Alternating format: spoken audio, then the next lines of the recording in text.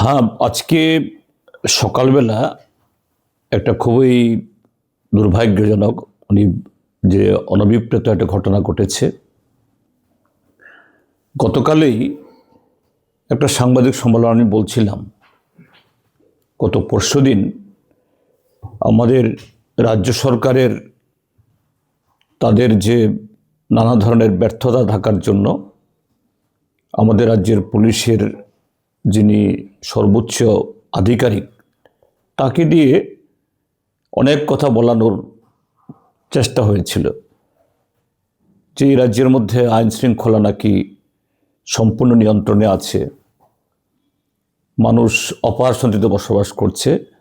ঘটনা মোটেই তা নয়।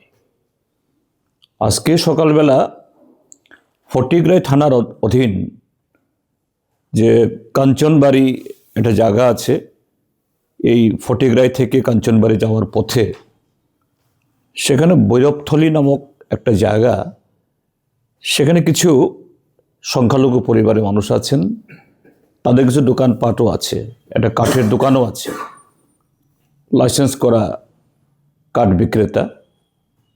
তো সে ভদ্রলোক সংখ্যালঘু অংশের মানুষ, তিনি একটা গাড়িতে করে তার দোকানের জন্য এই চিরাই করা কাঠ নিয়ে সেখানে পৌঁছেন।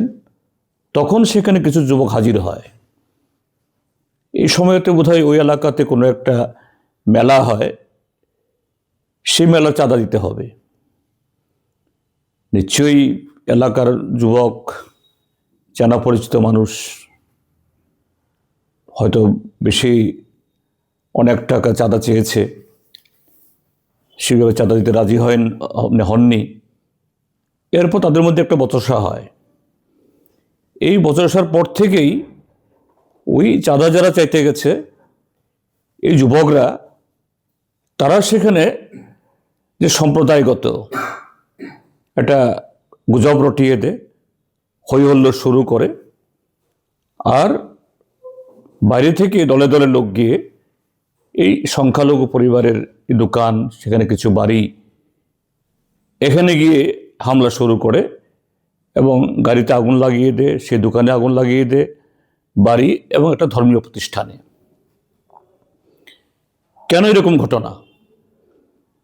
আমাদের রাজ্যে এবং বিশেষ করে সেই ফটিকরায় যে বিধানসভা কেন্দ্র, সেখানকার যিনি মুরব্বী, প্রতিনিয়ত এই হিংসার চাষ করে যাচ্ছে। আর তার শিকার হচ্ছেন এই নিরীহ নাগরিকগুলো, সংখ্যাগরিষ্ঠ অংশের। এবং তাদের মধ্যে যেহেতু প্রশাসনিকভাবে, সাংবিধানিকভাবে যিনি নেতৃত্ব দেবেন, তার মুখ থেকে এভাবে হিংসার উস্কানি ইত্যাদি, তো একটা ছোট্ট ঘটনায় সেখানে এরকম একটা ঘটনা হয়ে গেল। এবং আমরা শুনেছি প্রায় সকাল 9টা থেকে এ ঘটনা শুরু হয়েছে। আগুন লাগানোর পর ফায়ার সার্ভিসকে খবর দেওয়া হয়েছিল, ফায়ার সার্ভিসকে যেতে দেওয়া হয়নি। প্রায় ঘন্টা দেড় 2 ঘন্টা পরে ফায়ার সার্ভিসকে পৌঁছলেও কিছু রক্ষা করতে পারেনি। অর্থাৎ কয়েকটা পরিবারের তারা সর্বশান্ত হয়ে গেল। আমি 10টা নাগাদ আজকে সকালবেলা অফিসে এসেছি, তখনই 2টো ফোন পাই যে এরকম একটা ঘটনা ঘটছে, আপনি খবর নিন। তো আমি আমাদের পার্টির লোকদেরকে বলি, তোমরা তাড়াতাড়ি যাও, যে ঘটনাই হোক এটার রাশ টেনে ধরার চেষ্টা করো, উত্তেজনা প্রশমিত করার জন্য। এবং তাদের সাথে কথা বলার সাথে সাথেই পুলিশের ডিজি সাহেব, ধাঙ্কর সাহেবকে আমি ফোন করি। তিনি এক রিংয়ের পরেই আমার ফোন ধরেন এবং তিনি সক্রিয় ছিলেন, অর্থাৎ ওই ঘটনা তিনি যে তদারকি করছিলেন বোঝা গেল। আমি বললো, স্যার ফটিকরাই ঘটনা তো? হ্যাঁ, আমি সেটাই স্যার, লাঠিচার্জ করাচ্ছি আমি এক্ষুনি হস্তক্ষেপ করছি। অর্থাৎ তিনি খুবই সক্রিয়তা দেখিয়েছেন এবং সঙ্গে সঙ্গেই বলেছেন। আমি বললাম, ঠিক আছে, যে আমি আর কথা বলছি না, আপনি একটা জরুরি কাজ করছেন, আপনি নিয়ন্ত্রণে আনুন।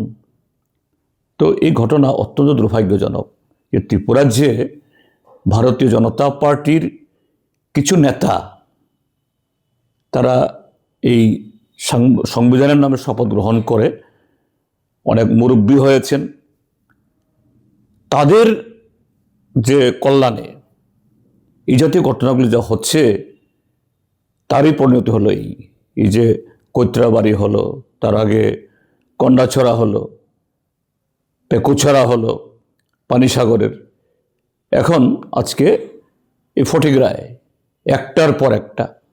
আমি সেই জন্যই বলছিলাম যে আমাদের ডিজিপি মহোদয় ভদ্রলোক, ভালো মানুষ, কিন্তু তাকে দিয়েও সরকার তাদের কলঙ্ক ঢাকার চেষ্টা করানো হচ্ছে যে না ত্রিপুরার যে কোনো অশান্তি নেই। তো কৈত্রাবাড়িতে একজন আসামি ধরা পড়েছে, শাস্তি হয়েছে না। গন্ডাছড়াতে হয়েছে, ১৫০ শতাধিক বাড়িঘর সব পড়ে ছাই হয়ে গেল না। পেকুছড়াতে হয়েছে না। এখানেও হবে কিনা জানি না। আমি একটু আগে একটা ভিডিও দেখছিলাম, একজন মহিলা আর একজনকে ফোন করে জানাচ্ছে তার ফেসবুকে এটা রেকর্ডিং বাজাচ্ছে যে আমাদের বাড়ি পুড়ল, আমাদের দোকান জ্বালিয়ে দেওয়া হলো, 2 ঘন্টা বাদে এই ফায়ার সার্ভিস আসলো, আমাদের সর্বশান্ত হয়ে গেল। এখন পুলিশ আমাদের বাড়ি করে লোকজনদের ধরার চেষ্টা করছে। এটা ওই মহিলার কণ্ঠস্বর থেকে আমি শুনেছি। এটা কতটুকু সত্য জানি না, আমি খবর নিচ্ছি। এটা যদি হয়ে থাকে খুবই দুর্ভাগ্যজনক। আমি পুলিশ প্রশাসনকে অনুরোধ জানাবো যে কড়া হাতে এর মোকাবেলা করুন। ঠিক আছে, ডিজিপি সাহেব সকাল থেকে সক্রিয় ছিলেন, কিন্তু শুধু এই সক্রিয়তায় চলবে না। কেননা আমাদের রাজ্যের যারা প্রশাসনিক এই পলিটিক্যাল এক্সিকিউটিভ যারা, তাদের মধ্যে সেই অনুশোচনা নেই, সেই সেনজিটিভিটি নেই। এই যে ঘটনা ঘটল সকালবেলা, তার অধুরেই মাননীয় মুখ্যমন্ত্রী মহোদয় তিনি রোড শো করছেন, কাঞ্চনপুরে গিয়ে এই সভা করছেন, বড় বড় কথা, একটা উল্লেখ তার মুখে দিয়ে নেই। যদি তিনি সত্যিকারে যদি সেরকম সংবেদনশীল হতেন, রেসপন্সিভ হতেন, যে জনসভা রোড শো বাতিল করে দিয়ে তিনি ফটিকরা আসতেন, আসল না তো। এখন অবধি একটা বাক্য ওনার মুখ থেকে শোনা যায়নি। ঠিক আছে, যা হয়ে গেছে হয়ে গেছে, কিন্তু একটা মুখ্যমন্ত্রী এই ঘটনার সম্পর্কে সতর্ক করা, সবাইকে শান্ত থাকার জন্য বলা, তার অনেক অর্থ রয়েছে। কিন্তু এখন অবধি সকাল 9টায় ঘটনা, এখন বাজছে 5:30, not a single word from the mouth of chief minister. এই জন্যই বলছি পুলিশ এবং সিভিল প্রশাসন, আমি দেখেছি ডিএম সাহেব এবং অ্যাডিশনাল এসপি সাহেব সেখানে গেছেন, তারা দ্রুত এই অবস্থায় তার ভূমিকা গ্রহণ করুন। আমরা সর্বতোভাবে নৈতিকভাবে আমরা সমর্থন করব প্রশাসনকে, যাতে আর একটাও বাড়ি না পড়া যায়, আর একটা মানুষের কোনো ক্ষতি না হয়। এই হলো ঘটনা।